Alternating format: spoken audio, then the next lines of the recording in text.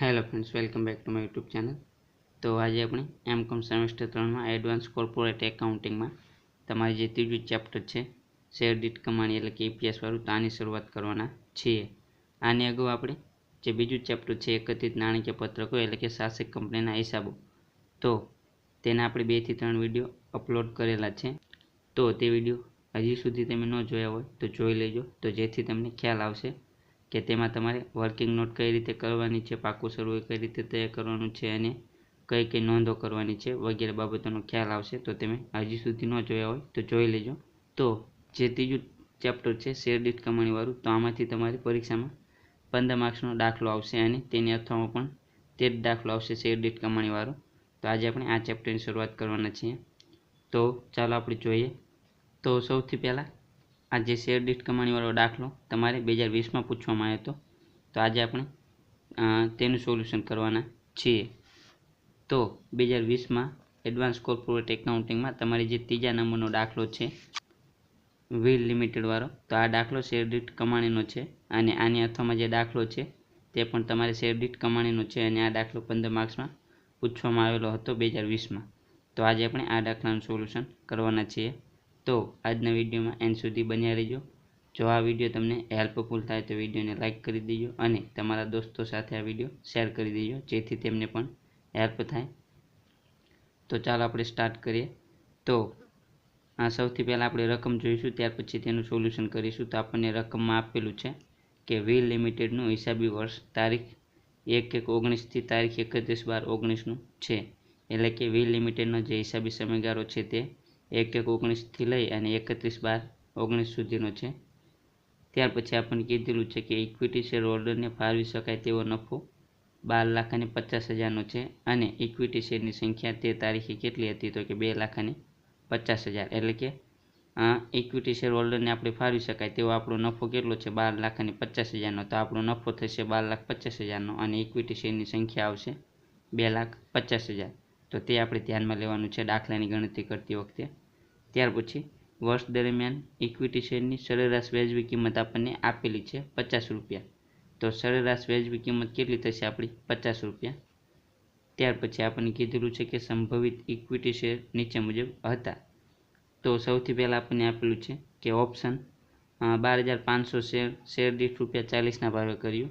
ત્યાર પછી બીજું આપેલું છે કે રૂપાંતર પાત્ર પ્રેફરન્સ શેર, તો તેમાં આપણને આપેલું છે કે 1 લાખના પ્રેફરન્સ શેર છે જે શેર દીઠ ₹6 લેખે ડિવિડન્ડનો અધિકાર ધરાવે છે, એટલે કે જે 1 લાખના પ્રેફરન્સ શેર છે તેના 100 રૂપિયા લેખે આપણે જોઈએ તો 6 રૂપિયા લેખે ડિવિડન્ડ મેળવવાનો અધિકાર છે, એટલે કે 1 લાખ ગુણ્યા 6 રૂપિયા, તો આપણને ડિવિડન્ડ મેળવવાનો અધિકાર કેટલો છે, તો કે 6 લાખનો આવશે, તો આપણને 6 લાખ ડિવિડન્ડ મળશે।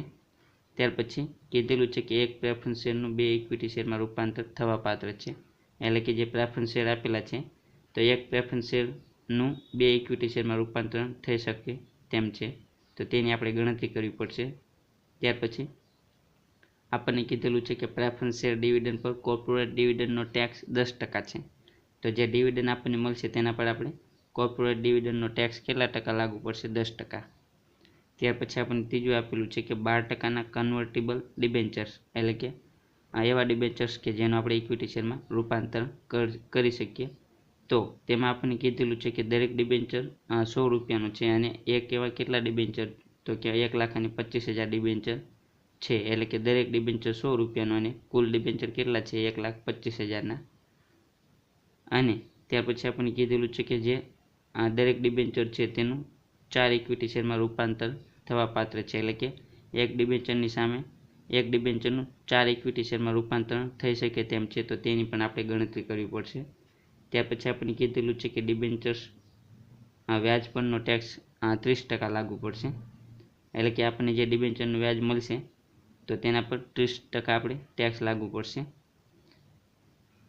આટલી માહિતી આપેલી છે અને ત્યાર પછી આપણને કીધેલું છે કે શેર દીઠ મૂળભૂત ઈપીએસ અને અવમિશ્રિત ઈપીએસની આપણે ગણતરી કરવાની છે આ માહિતીને આધારે। તો ચાલો હવે આપણે એની ગણતરી કરીએ। તો સૌથી પહેલાં આપણે શેર દીઠ મૂળભૂત ઈપીએસની ગણતરી કરીશું। આપણને કીધેલું છે કે શેર દીઠ મૂળભૂત ઈપીએસની ગણતરી કરો, તો સૌથી પહેલાં આપણે તેની ગણતરી કરીશું, ત્યાર પછી આપણે અવમિશ્રિત ઈપીએસની ગણતરી કરીશું। તો મૂળભૂત ઈપીએસ તો તેની ગણતરી કરવા માટેનું એક સૂત્ર આવશે કે શેર દીઠ મૂળભૂત EPS. આ સૂત્ર તમારે પાકું કરવાનું. તો શેર દીઠ મૂળભૂત EPS આવશે કે નફો છેદમાં ઇક્વિટી શેરની સંખ્યા. તો નફો આપણને આપેલો છે દાખલામાં 12,50,000નો અને ઇક્વિટી શેરની સંખ્યા પણ આપેલી છે 2,50,000. તો નફો આપણો આવશે 12,50,000, ઇક્વિટી શેરની સંખ્યા આપણી થશે 2,50,000. તો તે આપણે સૂત્રમાં મૂકીશું. તો નફો 12,50,000, ઇક્વિટી શેરની સંખ્યા 2,50,000. તો આપણને કેટલા રૂપિયા મળશે શેર દીઠ મૂળભૂત EPS? તો 5 રૂપિયા. તો આ થઈ શેર દીઠ મૂળભૂત EPSની ગણતરી. ત્યાર પછી આપણને કીધેલું છે કે સંભવિત ઇક્વિટી શેર નીચે મુજબ હતા. તો તેમાં સૌપ્રથમ આપણને આપેલા છે ઓપ્શન શેર. તો ઓપ્શન શેરમાં આપણને એ રીતે આપેલું છે કે 12,500 શેર છે તો તેની શેર દીઠ કેટલી કિંમત? તો કે 40 રૂપિયા ભાવે નક્કી કર્યું હતું. તો તેની આપણે સૌપ્રથમ ગણતરી કરીશું ઓપ્શન શેરની. તો સૌપ્રથમ ઓપ્શન શેર, તો તેમાં આપણે લખવાનું કે 12,500 શેર, શેર દીઠ ₹40ના ભાવે. તો સૌપ્રથમ આપણે ઓપ્શન શેર માટે અવમિશ્રિત EPSની ગણતરી કરીશું. તો અવમિશ્રિત EPSની ગણતરી કરવા માટેનું આપણે સૂત્રમાં વાપરીશું ઓપ્શન શેર માટે કે નફો છેદમાં ઇક્વિટી શેરની સંખ્યા પ્લસ વધારો, અથવા તો તમે આની જગ્યાએ સુધારેલ શેરની સંખ્યા પણ લખી શકો છો. તો સૌપ્રથમ તો આપણો નફો, તો નફો તો આપણને જે આપેલો છે દાખલામાં તે જ આવશે 12,50,000. ત્યાર પછી આપણે જે 12,500 ઇક્વિટી શેર છે ઓપ્શન શેર, તે અંગે આપણે ગણતરી કરવાની છે.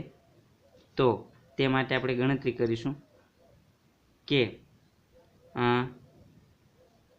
12,500 શેર છે આપણે ઓપ્શન શેર. તો 12,500 ઓપ્શન શેર અને આપણી શેરની વ્યાજબી કિંમત કેટલી છે? તો આપણને આપેલી છે કે વર્ષ દરમિયાન શેરની વ્યાજબી કિંમત 50 રૂપિયા. તો 50 રૂપિયા માઇનસ શેરની ઓપ્શન શેરની કિંમત. તો ઓપ્શન શેરની કિંમત કેટલી છે? 40. તો 40 કરવાનું છેદમાં વ્યાજબી કિંમત તો 50.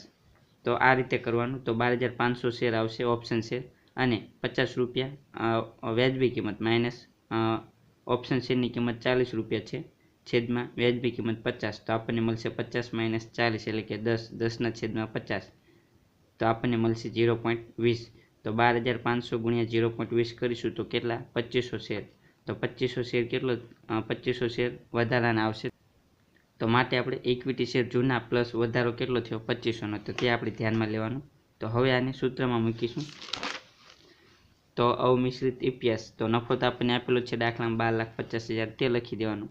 ત્યાર પછી ઇક્વિટી શેરની સંખ્યા પણ આપણને આપેલી છે, એટલે કે જૂના ઇક્વિટી શેરની સંખ્યા 2,50,000, તો તે લખી દેવાની પ્લસ વધારો. તો વધારો કેટલો થયો? 2500નો. આપણે જે ગણતરી કરી અગાઉ તે. તો 2500 શેર ઓપ્શન શેરનો વધારો.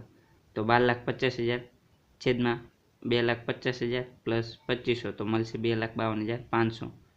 તો 12,50,000ના છેદમાં 2,52,500 તો આપણને કેટલું મળશે અવમિશ્રિત EPS? 4 રૂપિયા ને 95 પૈસા. તો આ થઈ ઓપ્શન શેર માટે અવમિશ્રિત EPSની ગણતરી.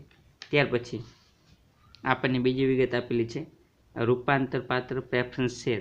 તો રૂપાંતર પાત્ર પ્રેફરન્સ શેર માટે આપણે અવમિશ્રિત EPSની ગણતરી કરીશું. તો તેમાં આપણને શું કીધેલું છે કે 1 લાખ પ્રેફરન્સ શેર છે આપણી પાસે, બરાબર. તો 1 લાખ પ્રેફરન્સ શેર ઉપર આપણને શેર દીઠ, એટલે કે શેર દીઠ આપણને આપેલું છે ₹6 લેખે ડિવિડન્ડ મેળવવાનો અધિકાર છે. એટલે કે 1 લાખ પ્રેફરન્સ શેર ગુણ્યા 6 રૂપિયા, એટલે કે આપણને ડિવિડન્ડ કેટલું મળવા પાત્ર? તો કે 6 લાખ. અને પ્લસ આપણને કીધેલું છે કે એક પ્રેફરન્સ શેરનું 2 ઇક્વિટી શેરમાં રૂપાંતરણ થઈ શકે તેમ છે. એટલે કે એક પ્રેફરન્સ શેર સામે 2 ઇક્વિટી શેર આપણને મળી શકે તેમ છે. ત્યાર પછી આપણને કીધેલું છે કે પ્રેફરન્સ શેર ડિવિડન્ડ પર કોર્પોરેટ ડિવિડન્ડનો ટેક્સ કેટલા ટકા લાગુ પડશે? 10%. તો તે આ 3 બાબત આપેલી છે. તો હવે આપણે રૂપાંતર પાત્ર પ્રેફરન્સ શેર માટે આપણે અવમિશ્રિત EPSની ગણતરી કરીએ. તો અવમિશ્રિત EPS બરાબર સૂત્ર કયું આવશે? તો ઓપ્શન શેર માટે જે સૂત્ર હતું તેની કરતાં અહીં સૂત્ર થોડોક ફેરફાર આવશે. એટલે કે જે આપણે ઓપ્શન શેર માટેનું સૂત્ર હતું અવમિશ્રિત EPSનું કે નફો છેદમાં ઇક્વિટી શેરની સંખ્યા પ્લસ વધારો. તો અહીં પણ નફો આવશે, પણ કેવો નફો આવશે? તો કે સુધારેલ નફો. એટલે કે નફામાં જે વધારો ઘટાડો થાય તેની આપણે ગણતરી કરવી પડશે, કારણ કે ડિવિડન્ડ અને એ અંગેની આપણને વિગત આપેલી છે. તો માટે અને છેદમાં ઇક્વિટી શેરની સંખ્યા, એટલે કે સુધારેલ ઇક્વિટી શેરની સંખ્યા આપણે ધ્યાનમાં લેવાની. તો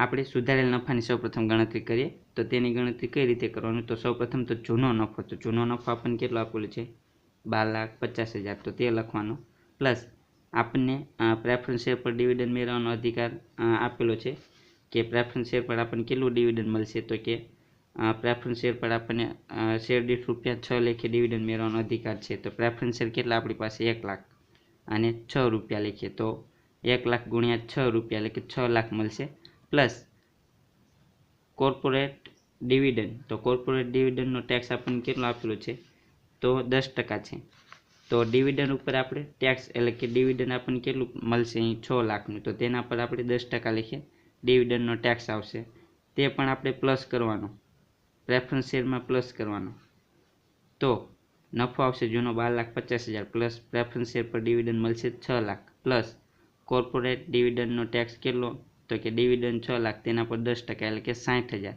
તો આનો આપણે ટોટલ કરીશું 12,50,000 પ્લસ 6 લાખ એટલે કે 18,50,000 પ્લસ 60,000 તો આપણને મળશે 19,10,000 તો સુધારેલ નફો આપણો થશે તો સુધારેલ નફો આપણને મળી ગયો તો આપણે લખી દેવાનું સુધારેલ નફો 19,10,000 ત્યાર પછી ઇક્વિટી શેરની સંખ્યા એટલે કે સુધારેલ ઇક્વિટી શેરની સંખ્યા તો તે આપણે કઈ રીતે ગણતરી કરવાની તો આપણને અહીં સૂચના આપેલી છે કે એક પ્રેફરન્સ શેર સામે આપણે એક પ્રેફરન્સ શેરનું 2 ઇક્વિટી શેરમાં રૂપાંતરણ થઈ શકે તેમ છે તો માટે આપણે ગણતરી કરવાની તમને ખ્યાલ આવે તો માટે અહીં મેં ગણતરી કરેલી છે કે પ્રેફરન્સ શેર કેટલો તો કે 1 તો એક પ્રેફરન્સ શેરનું કેટલા ઇક્વિટી શેરમાં રૂપાંતરણ થઈ શકે તો કે 2 તો એક પ્રેફરન્સ શેરનું 2 ઇક્વિટી શેરમાં રૂપાંતરણ થઈ શકે તો આપણી પાસે કેટલા પ્રેફરન્સ શેર આપેલા છે દાખલામાં તો કે 1 લાખ તો 1 લાખ હોય પ્રેફરન્સ શેર તો તેના કેટલા ઇક્વિટી શેરમાં રૂપાંતરણ થશે તો આપણે ત્રિરાશિ મૂકવાની 1 લાખ ગુણ્યા 2/1 એટલે કે આપણને મળશે 2 લાખ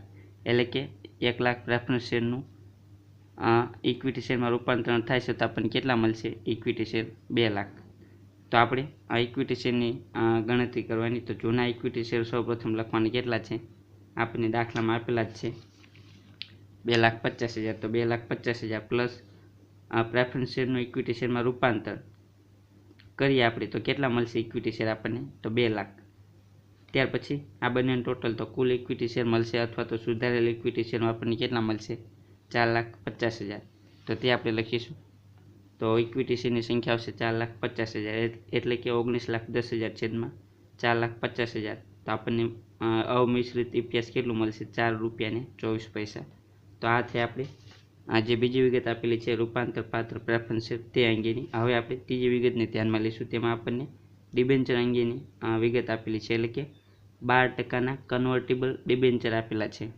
કન્વર્ટિબલ એટલે કે જે ડિબેન્ચરનું આપણે ઇક્વિટી શેરમાં રૂપાંતર કરી શકીએ તે તો તેવા દરેક ડિબેન્ચર કેટલા રૂપિયાનું છે તો કે એક ડિબેન્ચર ₹100 છે અને તેવા કેટલાય ડિબેન્ચર આપણને આપેલા છે 1,25,000 તો ડિબેન્ચરની સંખ્યા આવશે 1,25,000 અને આપણે કીધેલું છે કે દરેક ડિબેન્ચર એટલે કે એક ડિબેન્ચર સામે આપણને કેટલા ઇક્વિટી શેર મળશે તો કે 4 એટલે કે એક ડિબેન્ચરનું 4 ઇક્વિટી શેરમાં રૂપાંતર થઈ શકશે તો તે આપણે ગણતરી કરવાની અને ત્યાર પછી આપણે કીધેલું છે કે ડિબેન્ચર્સ વ્યાજ પરનો ટેક્સ કેટલો તો કે ડિબેન્ચર વ્યાજ પરનો ટેક્સ 30% છે તો આના આધારે આપણે હવે ગણતરી કરીશું આ ડિબેન્ચર માટે અમિશ્રિત EPSની ગણતરી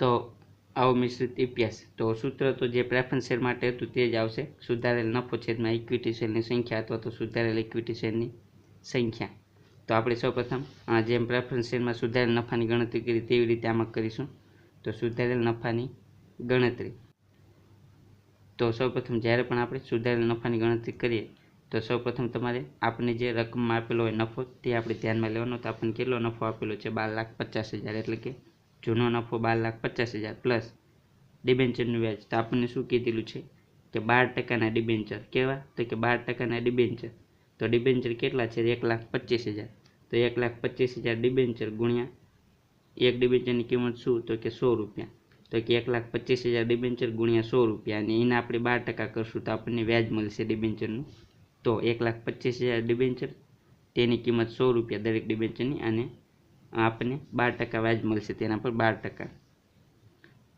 તો આપણને કેટલા મળશે 15 લાખ ડિબેન્ચરનું વ્યાજ મળશે 15 લાખ ત્યાર પછી માઇનસ કરવાનું વ્યાજ પર ટેક્સ, એટલે કે ડિબેન્ચરના વ્યાજ પર જે ટેક્સ લાગશે 30%, તે આપણે માઇનસ કરવાનું. તો 30% લેખે, તો આ ડિબેન્ચરનું વ્યાજ કેટલું મળ્યું આપણને 15 લાખ, તેના પર 30% લેખે આપણે ટેક્સ બાદ કરશું. તો 15 લાખના 30% એટલે કે 4,50,000. તો જૂનો નફો 12,50,000 પ્લસ ડિબેન્ચરનું વ્યાજ 15 લાખ, તો 27,50,000 માઇનસ વ્યાજનો દર, એટલે કે તેના પર ટેક્સ કેટલો લાગશે 4,50,000, તે બાદ કરીશું તો કેટલા મળશે સુધારેલ નફો. તો સુધારેલ નફો આપણને મળશે 23 લાખનો. તો આથી સુધારેલ નફાની ગણતરી 23 લાખ આવશે. ત્યાર પછી ઇક્વિટી શેરની સંખ્યા, તો કે સુધારેલ ઇક્વિટી શેરની સંખ્યા આપણે જેમ પ્રેફરન્સ શેરમાં ગણતરી કરી તેવી જ રીતે ત્રીજી રાશિ મૂકી અને આમાં પણ ગણતરી કરીશું. સૌપ્રથમ તો આપણને જે જૂના શેર આપેલા હોય રકમમાં તે લખી દઈશું. તો જૂના શેર આપણા 2,50,000ના. ત્યાર પછી આપણને શું સૂચના આપેલી છે કે દરેક ડિબેન્ચર, એટલે કે એક ડિબેન્ચર સામે આપણને 4 ઇક્વિટી શેર મળશે, એટલે કે એક ડિબેન્ચરનું 4 ઇક્વિટી શેરમાં રૂપાંતરણ થઈ શકશે. તો તેની આપણે ગણતરી કરવાની કે આ ડિબેન્ચર, તો ડિબેન્ચર એક હોય તો તેની સામે આપણને કેટલા ઇક્વિટી શેર મળી શકે, એટલે કે એક ડિબેન્ચરનું 4 ઇક્વિટી શેરમાં રૂપાંતરણ થઈ શકશે. તો આપણને અહીં કેટલા ડિબેન્ચર આપેલા છે ટોટલ 1,25,000. તો ડિબેન્ચર આપેલા છે 1,25,000, તો ત્યારે આપણને ઇક્વિટી શેર કેટલા મળશે, એટલે કે 1,25,000 ડિબેન્ચરનું આપણે રૂપાંતરણ કરશું ઇક્વિટી શેરમાં તો કેટલા મળશે. તો ત્રિરાશિ મૂકવાની 1,25,000 ગુણ્યા 4 ઇક્વિટી શેર છેદમાં ડિબેન્ચર 1, તો આપણને મળશે 5 લાખ. તો આ ડિબેન્ચરનું રૂપાંતરણ થઈ શકશે તો આપણને કેટલા ઇક્વિટી શેર મળશે, તો કે 5 લાખ. તો જૂના શેર કેટલા, તો કે 2,50,000 પ્લસ ડિબેન્ચરનું ઇક્વિટી શેરમાં રૂપાંતરણ કરશું તો કેટલા મળશે ઇક્વિટી શેર, તો કે 5 લાખ. તો 2,50,000 પ્લસ 5 લાખ, તો કુલ કેટલા આવશે 7,50,000. તો સુધારેલ ઇક્વિટી શેરની સંખ્યા કેટલી આવશે 7,50,000.